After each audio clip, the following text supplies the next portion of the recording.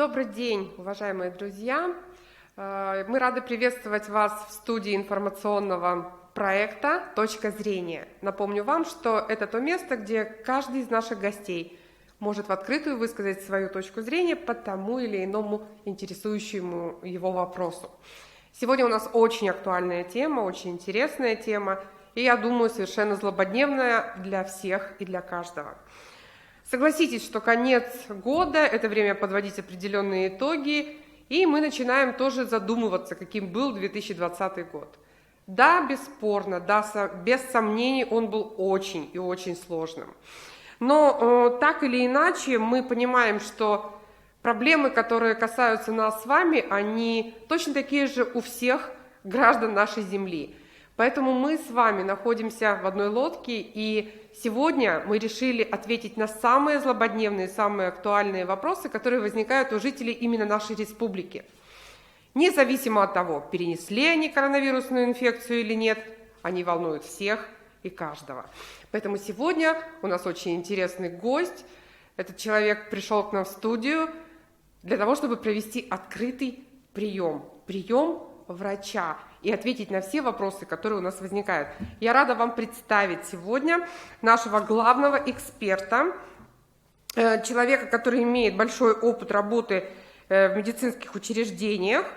Это Эверстова Алевтина Васильевна, кандидат медицинских наук, врач высшей квалификационной категории, автор монографии, автор и соавтор более чем 30 научных статей, главный врач поликлиники номер 1. Алевтина Васильевна, здравствуйте. Здравствуйте. Очень ждали приема у вас, потому что я, к сожалению, тоже перенесла коронавирусную инфекцию, и общаясь со своими коллегами, общаясь в чатах, общаясь онлайн, по Зуму, очень многие люди обращаются, может быть, с несложными, типичными вопросами относительно того, что происходит у нас, как себя вести, поведенческих всевозможных позиций. Поэтому сегодня мы решили устроить вот такой вот онлайн-прием у врача. И первый вопрос, конечно, вообще по логике вещей, если все вопросы проанализировать, их можно выстроить в определенной динамике движения самой болезни. То есть это, конечно, диагностика, которая волнует всех и каждого, это острая фаза заболевания, реабилитация и адаптация к той жизни, которая нас ждет после того, как мы переболеем. Итак, первый вопрос связан, конечно, с диагностикой. То есть в блоке диагностики чаще всего звучит вопрос, связанный с тем, каким образом и когда нужно человеку реагировать, дожидаться первых симптомов, либо просто идти время от времени, сдавать анализы, проверять, заболел ты или нет. Вот как с этим обстоят дела и в какой последовательности мы должны совершать какие-то пробы, какие-то срезы, какие-то мазки или кровь сдавать. Что нужно делать тем, кто еще не болел и хочет избежать этого?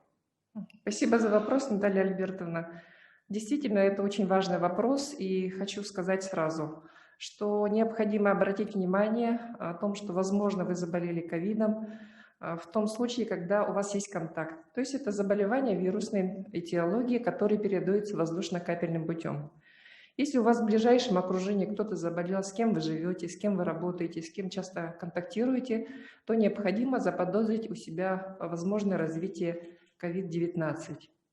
Какие основные признаки? Первые, когда вы должны уже задуматься. Во-первых, это подъем температуры. 37, 37,1. COVID часто такая симптоматика, что нет сразу высокой температуры, 38,9, там 39. Такая субфебрильная температура 37,1, 37,2. У вас появился насморк, першение в горле, то в таком случае вы должны предупредить всех, что, возможно, вы заболели ковидом и должны вызвать врача на дом.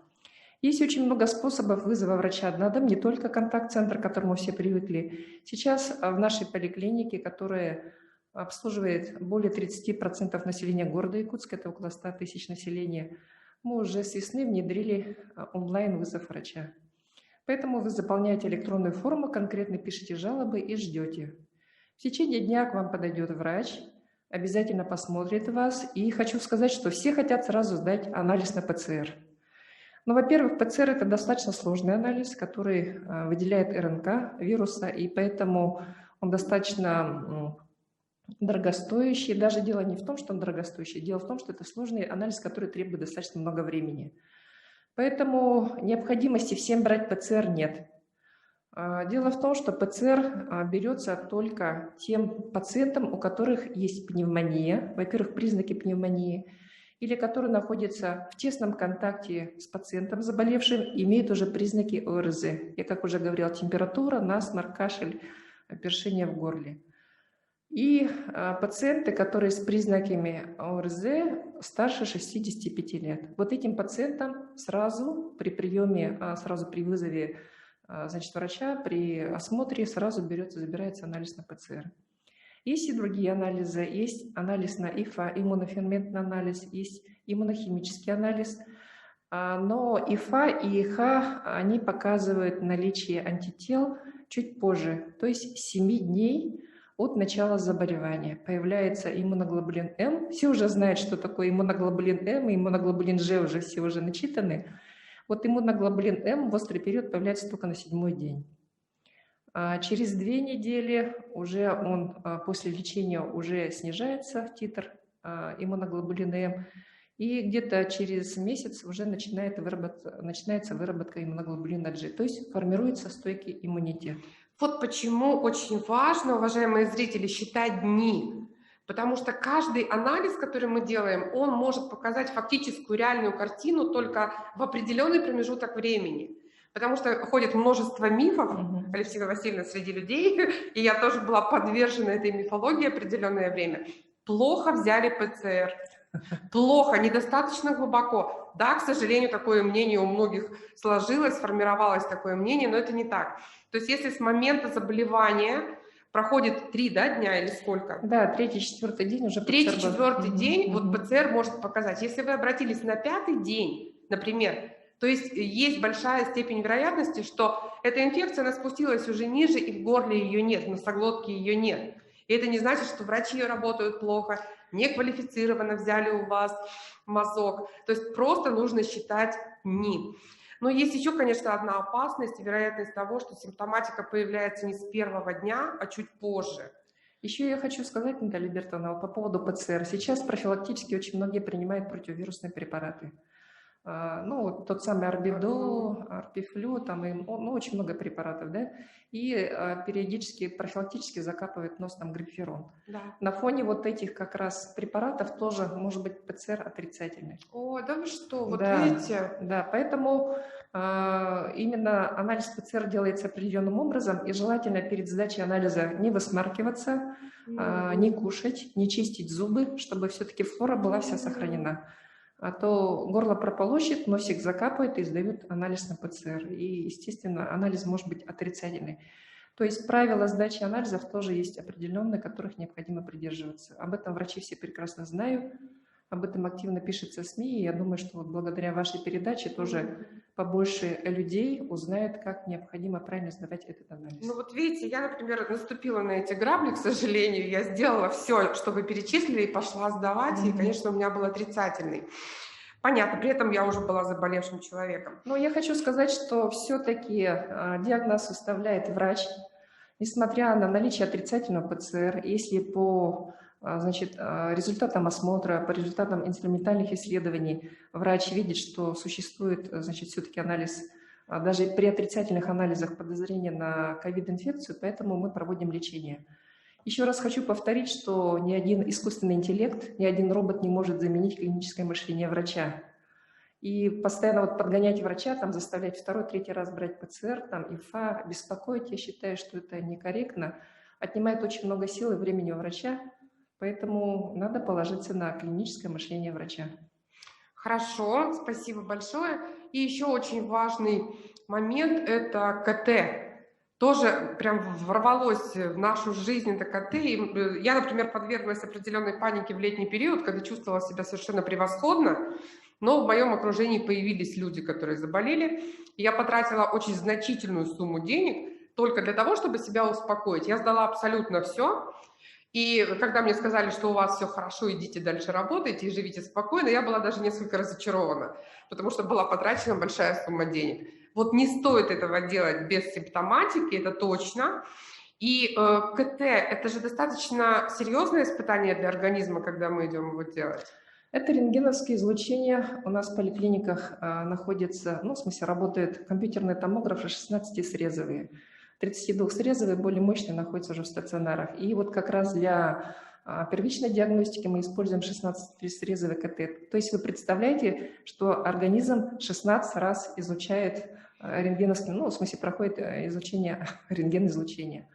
Хоть и он, конечно, делается в низкодозной форме, там есть определенные программы, но в любом случае это достаточно мощное рентген-излучение для организма, и поэтому делать на всякий случай, потому что мне кажется, что я задыхаюсь, это, конечно, наносит больший вред для организма и создает дополнительную нагрузку на все вот эти аппараты. И именно тот человек, которому необходимо было КТ, даже в следующий раз это будет ваш родственник, близкий человек, конечно, этого делать не нужно.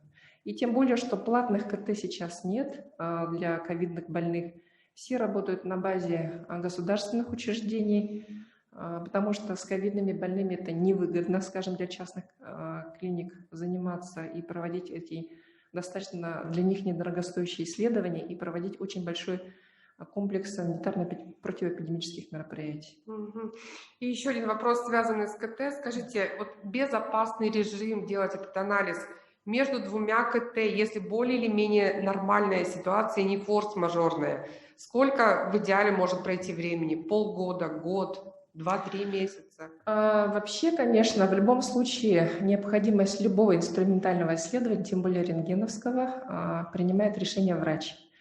Но есть один из стандартов, что если не проходят какие-то симптомы пневмонии перенесенной, то через 6 месяцев после перенесенного заболевания. Понятно, хорошо. Спасибо. Это уже на наличие пневмосклероза и в дальнейшем возможно лечение. Поэтому там есть определенные показания. Но я хочу порадовать всех наших людей. Хорошая новость, что все-таки вот вирусные пневмонии, которыми сейчас болеют в результате ковида, они очень хорошо рассасываются. Ой, отлично. Это действительно хорошая новость. И еще одно новое явление появилось в нашей жизни для обывателей. Это тот самый волшебный прибор, который меряет сатурацию. Расскажите нам о нем, и стоит ли его приобретать каждому из нас и дома каждый день мерить себе показания? Пульсоксиметр? Да. Да, это аппарат, который определяет уровень кислорода в периферической крови. Конечно, необходимости нет каждому. Измерять постоянно это только при таком заболевании, как пневмония. Если показатель ниже 90, то это уже, как говорится, о декомпенсаторных явлениях. И я хочу сказать, что любой аппарат, так же как бесконтактный термометр, он достаточно быстро выходит из строя. И поэтому его покупать там надолго, на всю жизнь резона нет. Мы практически каждый месяц полностью обновляем пульсоксиметры у наших выездных бригад, которые работают на ковиде, потому что они очень быстро приходят в негодность. И хочу сказать, что женщины, у которых вот шелак, кстати, он понижает показатели, если у вас там 99, 98, 100, у вас может показать и 97, в связи с тем, что вот шелак не позволяет в полной мере определить концентрацию кислорода. Поэтому это тоже надо делать скидку. И поэтому я считаю, что необходимости приобретать нет, потому что он достаточно дорогой, 5-6 тысяч есть. Не считаю необходимым. Лучше возьмите ртутный термометр и измеряйте температуру. А еще вот смотрите, например, в моем случае был вариант поражения легких там 15-20%, но при этом уровень сатурации был 98-99. Вот эти параметры как соотносятся? Я почему-то была убеждена в том, что если есть поражение легких, значит и сатурация должна быть низкой. Или они не связаны? Это миф. 15-20% это считается пневмония первой степени, легкой степени. Она даже по версии 9 может лечиться на дому. 9-я версия методических рекомендаций Министерства здравоохранения. И вот я хочу сказать такую вещь, что все-таки гриппом мы болеем достаточно давно, вся планета. И каждый год, когда болеем гриппом, бывает достаточно очень тяжелая интоксикация, бывает высокая температура, бронхит тяжелый, затяжной, да. И хочу сказать, что вирусная пневмония не очень хорошо диагностируется на рентген-исследованиях. Сейчас мы стали массово делать КТ, поэтому мы знаем, сколько там, 15%, 20%, там, 30%, 40%, да? А возможно, в те прошедшие годы, десятилетия, когда мы болели гриппом, И когда у нас был бронхит и даже вот пневмония, мы не знали, сколько у нас было процентов.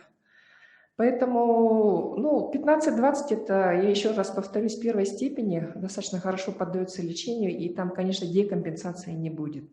Поэтому сатурация будет держаться на хорошем уровне. Хорошо, понятно. Сняли еще один миф. Ну и еще у нас есть, уважаемые зрители, у нас есть подключение специалистов. Я прошу обратить внимание на наш экран. И я бы хотела обратиться с вопросом к Спиридоновой Юлии Евсеевне и Старостиной Надежде Георгиевне. Это врачи Республиканского центра медицинской профилактики.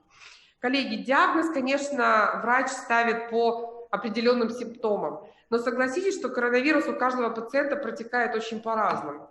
У кого-то появляется насморк и высокая температура, а у кого-то это просто кашель, а у кого-то вообще нет симптомов.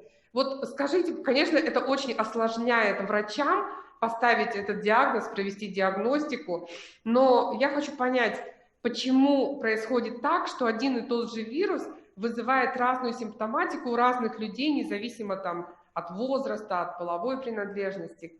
Как вы думаете, и как это связано с протеканием самой болезни? Добрый день, Наталья Альбертовна, коллеги, телезрители. Наверное, начну я отвечать на этот вопрос, Юлия Евсеевна. Действительно, очень правильный вопрос вы задали, потому что новая коронавирусная инфекция в определенных возрастных группах, в одних возрастных группах может протекать по-разному. Ну, во-первых, это зависит от так называемой вирусной нагрузки, то есть от агрессивности проникновения вируса в организм.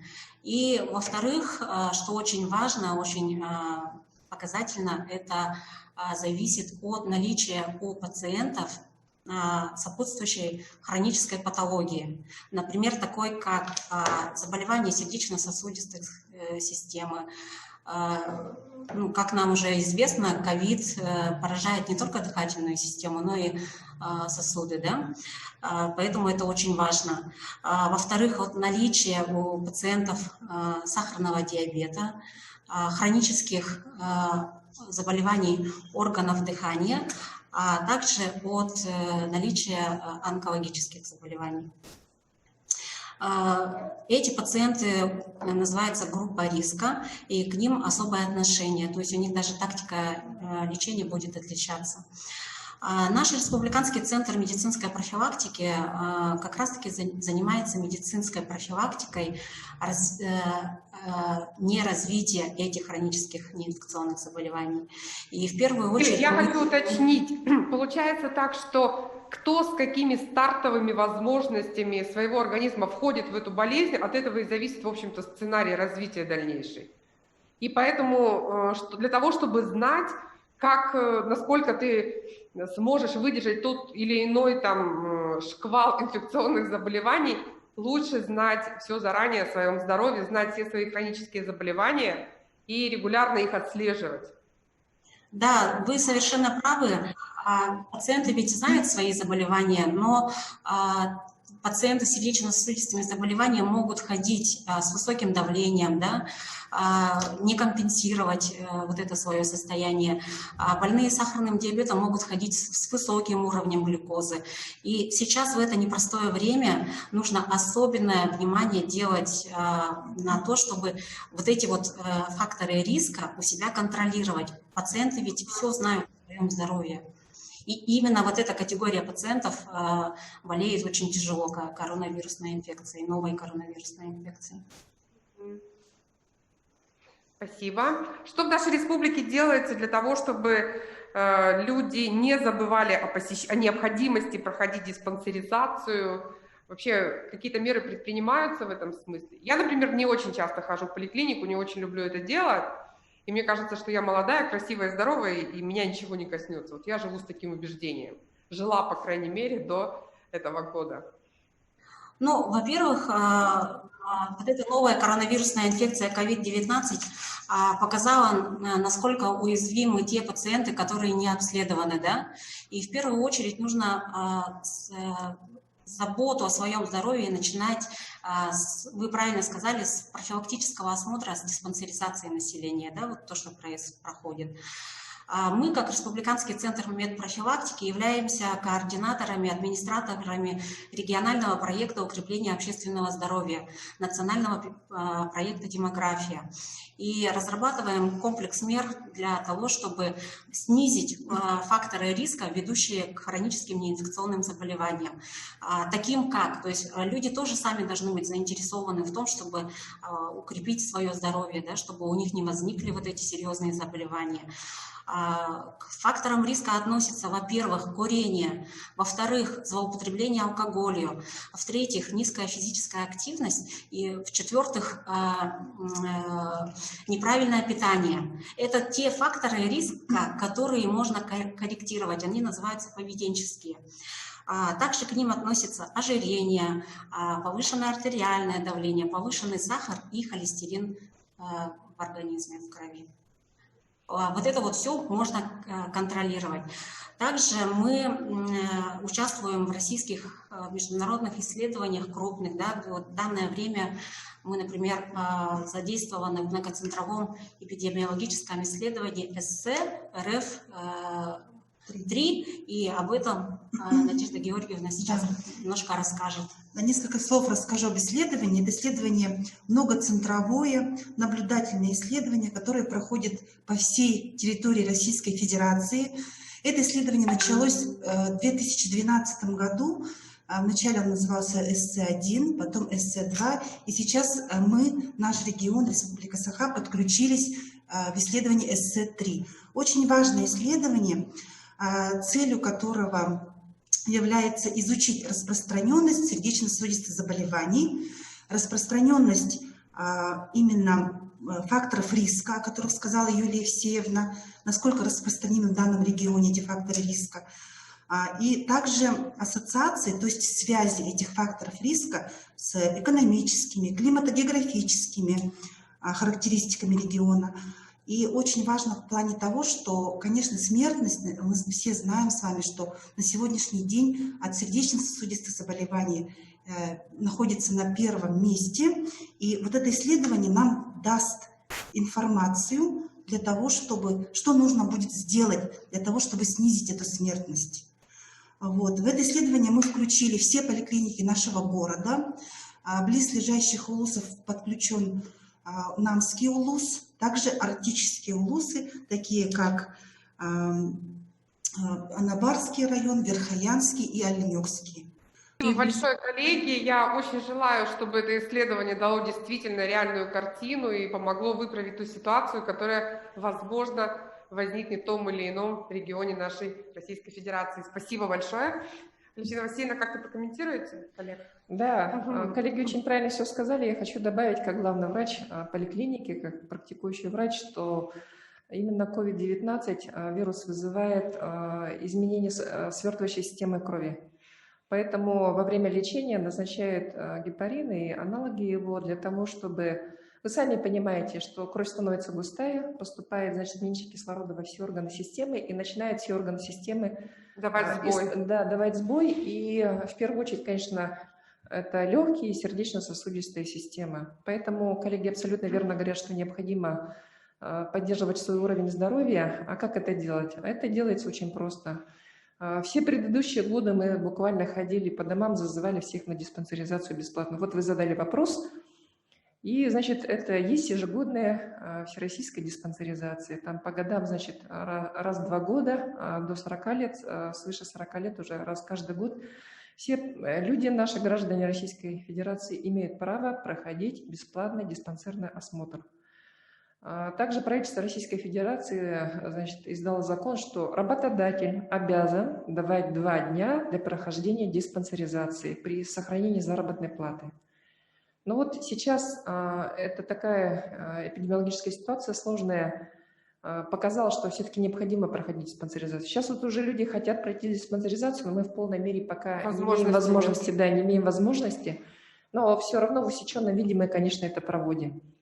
Поэтому к своему участковому терапевту записывайтесь на диспансеризацию, и самый базовый уровень обследования мы полностью проводим в поликлинике. Если находятся какие-то изменения в анализах, исследованиях, то уже дальше идут по специалистам.